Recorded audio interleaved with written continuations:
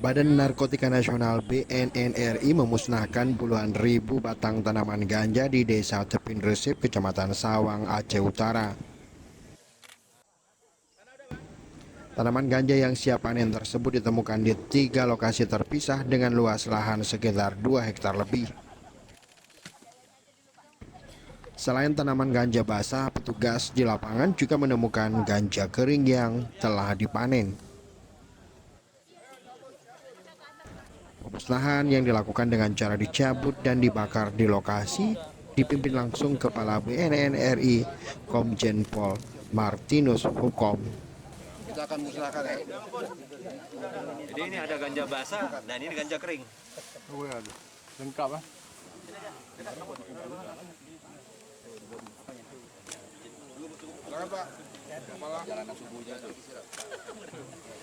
Ya, hari ini ya sukses, kita berhasil sudah mencabut semua, kemudian membakar, proses pembakarannya sudah dilihat juga, dan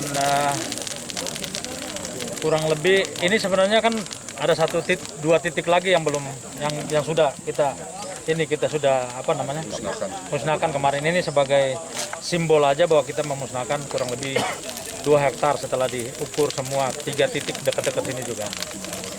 Ada 22.000 batang, 20.000 pohon. Nah, kalau dihitung, kita punya rumus hitung-hitungannya, dan itu juga sudah diakui oleh BRIN ya, bahwa perhitungan kalau 22.000 pohon itu kalau ditimbang itu ada kurang lebih 10-11 ton ganja basah. Nah, temuan ini hasil informasi dari masyarakat. Kita tidak bisa sebutkan masyarakat siapa karena ini bukan saja rahasia, tapi menyangkut keselamatan dari informan. Nah, setelah itu kita kembangkan, petugas BNN dan Polri setempat mengembangkan. Penemuan ladang ganja di kawasan Kecamatan Sawang, Aceh Utara telah berulang kali ditemukan aparat keamanan. Namun sayangnya penemuan ladang ganja kali ini petugas tidak berhasil menemukan pemilik tanaman narkoba tersebut.